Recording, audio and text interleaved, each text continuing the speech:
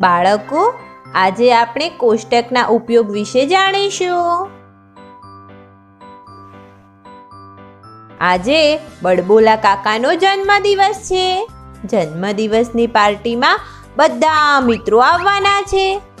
કાકાએ પાર્ટી માટે ઘણા બધા ફળ ખરીદ્યા છે. સફરજન, કેરી, કેળા, મોસંબી, જામફળ, ચીકુ, આટલા બધા ફળ. પરંતુ આ શું? કાકા થોડા ચિંતામાં દેખાય છે. ચંદા કાકાની મદદ કરવા માટે તેમના ઘરે આવી છે. કાકાને ચિંતામાં જોઈને ચંદાએ તેમને પૂછ્યું, કાકા, તમે આટલા ચિંતામાં કેમ છો? કાકાએ ચંદાને કહ્યું, મારે મહેમાનો માટે સ્વાદિષ્ટ બરફી બનાવવી છે, પરંતુ અહીંયા આટલા બધા ફળ છે કે હું સમજી નથી શકતો કે કયા ફળની સંખ્યા સૌથી વધારે છે. ચંદાએ કાકાને કહ્યું, હું તમારી મદદ કરું છું.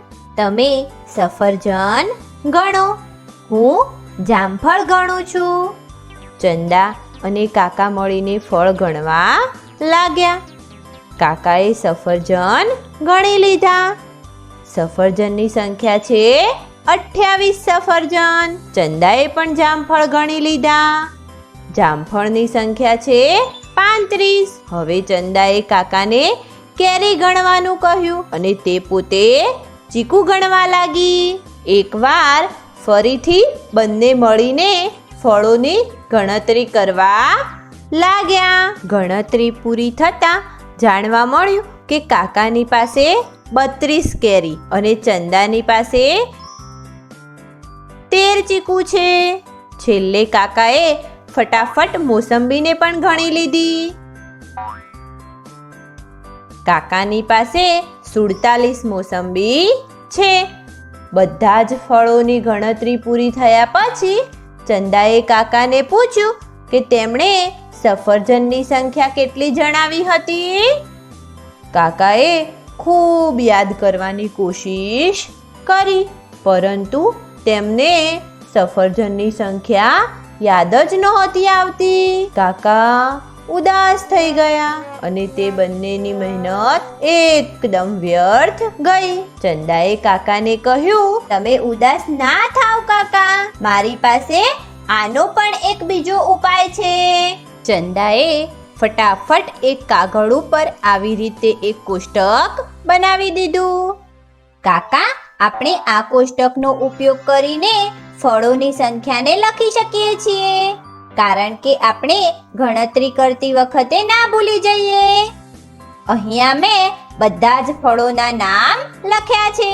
જેમ જેમ આપણે ફળોને ગણી લઈશું તેમ તેમ આ કોષ્ટકમાં તે ફળના નામની સામે તેની સંખ્યાને લખતા જઈશું. એવી રીતે જ્યારે આપણે બધા જ ફળ ગણી લઈશું ત્યારે આપણી પાસે તે બધા જ ફળોની સંખ્યાઓ પણ નોંધાઈ જશે અને આપણે એકદમ સરળતાથી સૌથી વધારે સંખ્યા કયા ફળની છે તેની જાણકારી મેળવી શકીશું.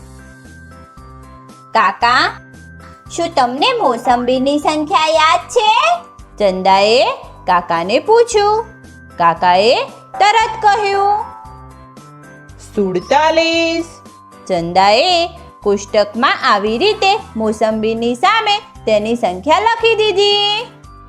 કાકા અને ચંદાએ એક વખત ફરી બધા જ ફળોને ગણીને તેમની સંખ્યાઓ કોષ્ટકમાં લખી દીધી. છેલ્લે કોષ્ટક પૂરું થઈ ગયું.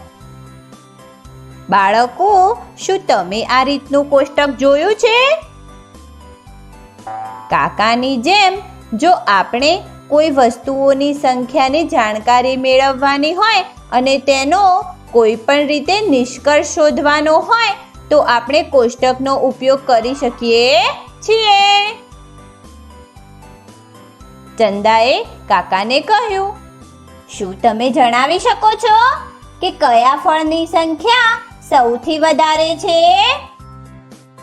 બાળકો, શું તમે આ કોષ્ટકને જોઈને જણાવી શકો કે કયા ફળની સંખ્યા સૌથી વધારે છે? શાબાશ બાળકો, તમારો જવાબ બિલકુલ સાચો છે. મોસંબીની સંખ્યા 47 સૌથી વધારે છે. હવે શું તમે જણાવી શકો કે કયા ફળની સંખ્યા સૌથી ઓછી છે?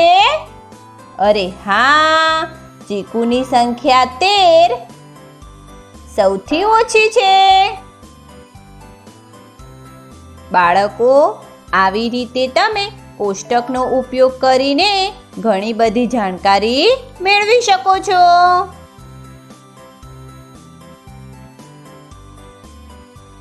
કાકાએ પણ ચંદા દ્વારા બનાવેલ કોષ્ટકનો ઉપયોગ કરીને જાણકારી મેળવી લીધી કે મોસંબીની સંખ્યા સૌથી વધારે છે. ચંદા અને કાકા મળીને મોસંબીની બરફી બનાવવાની તૈયારી કરવામાં લાગી ગયા. બાળકો, આ ભાગમાં આપણે કોષ્ટકના ઉપયોગ વિશે જાણ્યું.